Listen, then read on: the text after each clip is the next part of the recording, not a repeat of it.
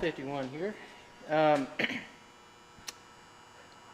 Let's see. I know in the last video I posted where I was redoing the hitch, and I finally got to draw a little drawbar paint and everything, so it's on there. So it's ready to, when I go to paint it, you know, I won't have to worry about getting in behind all that stuff and worry about having to hang something up somewhere and paint it. I've already got to, you know, paint these wheels and a bunch of other parts, sheet metal and things like that, and I said I didn't want to have to worry with that. I want to go ahead and get that on, so which it won't, you know, hurt it. So, but anyway, I had a little what I call casting date confusion here. I will post a little bit of information on how International Harvester dated the casted pieces on these tractors, and I know you've heard me talk about it before. So the thing will focus here. It's kind of hard to read since I painted it red, but if you can see, that's a 3, that's a 1, and that is a H. Now people say, oh, you know, it might be something else, and it's an H. I've looked at it every which way you can, even scraped on it, and it's an H. So,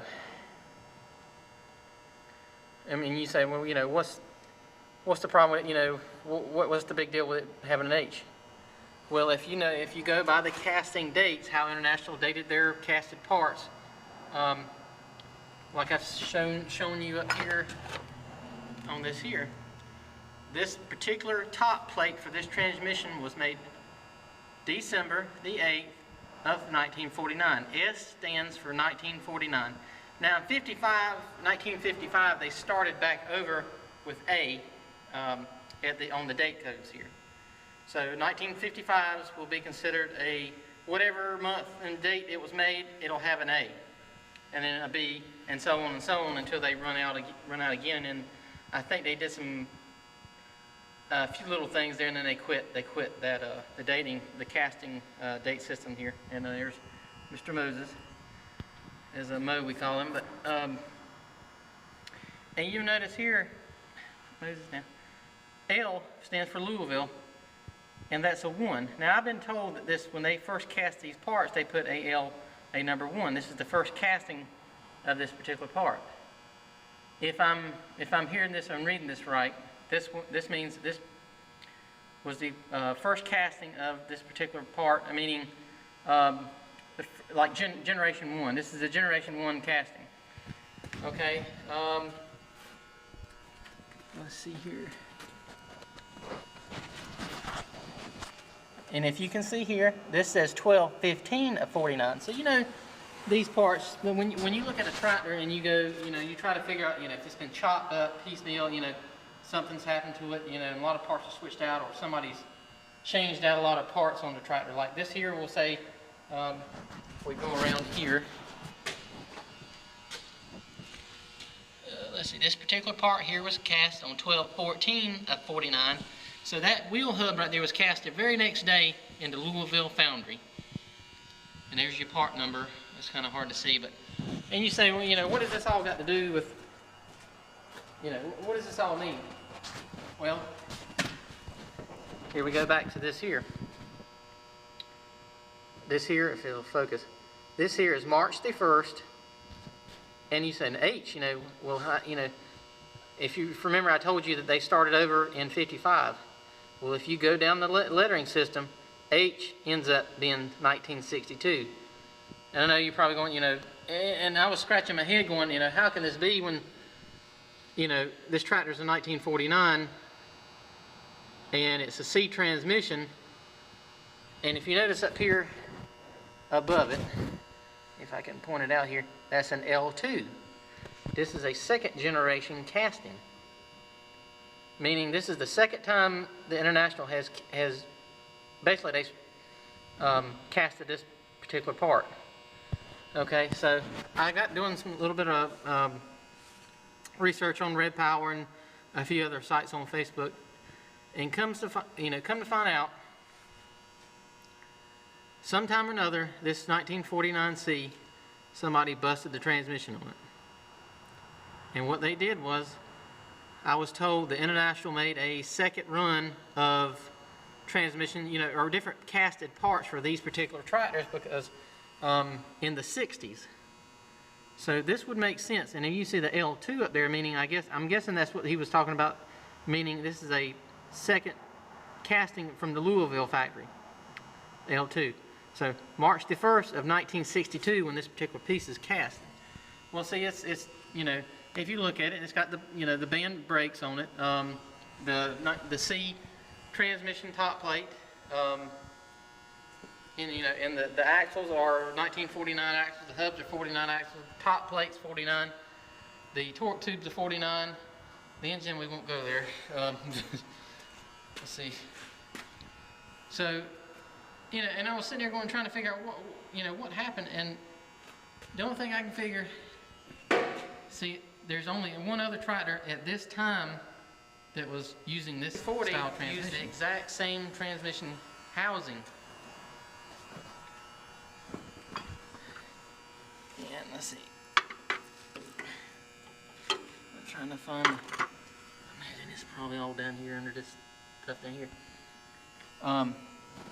So what it is this is a recast, or the casting over there on that C is a recasting of this transmission, and it actually probably went for the 240 here, because the part numbers, they hadn't found the part. Now see, they didn't cast a part number on the C, the transmission over there on the C. But if you look under here, this particular piece right here on the fast hitch, you notice how it's flat, and it has 4 holes in it. Well, back over here on the 1949 Farmall C, there's that same piece. So they left, you know, a lot of times you'll see on the other side of the engine block, you'll see a little nub there on the C's and Super C's, and that was where they're eventually going to put the dipstick like they did on the 230. So this piece here was either this was a recasted piece for the C's, and it probably intended on you know, for the 240s and things like that. So it was probably intended for the, you know, the 240. So at some time or another, somebody has busted the transmission on this tractor and ordered a replacement transmission housing for it, because they use the band brakes and they, like I said, the top plate and all that again. So, which I thought that was kind of interesting. And you notice a lot of the way the pieces up here were casted are unlike the C, I mean the Super C that I have. So this here would, you could take the fast hitch off at 240 and actually add it to this rear end, since it is a 1962 casting. And I think, I'm trying to remember if they ended the 240s production on, it's 61 or 62, I can't think, but here's my Super C, and I've drained the transmission fluid because it had some water in it. If anybody knows anything about these Super C's, you notice the cups here, if it gets rained on, unless you have silicone in here, they like to, water sits in there and it likes to drain in there. But okay, here's the same transmission, and if you look, there's no piece for that fast hitch. It's not a, and this here, we're getting ready to go back through this tractor, so it's got some leaks in it and things like that. But you notice this piece down here is missing, so that leads me to, you know, casting of transmissions, or transmissions that were meant for the 240 at the time. I guess this is what it is. So, but yeah, I was wondering why there was an H on it and couldn't figure it out, and did some research and found out that they actually did a second run of transmission or you know, other parts too, I'm assuming, but for the H's, M's, you know, C's and probably A's too. You'll probably find one out there somewhere. So that was the mystery on that. But I just thought I'd share that with you. And like I say, if you go on tractordata.com and type in casting code, I guess casting code year, and if you look at your tractor, you can date your tractor. And if your tractor is a whole tractor, and you look at all the dates, like this is 12/8, the torque tube is 12/14, this is 12/15. So you know, all the parts are pretty much in line with each other. So I just thought that was pretty interesting how this is a second, I guess you could call a second generation casting, transmission casting. So, all right, thanks for watching, and we'll talk to you later. I'll give you some more updates on the C as we as we finish, different projects on it. So, all right, thanks for watching.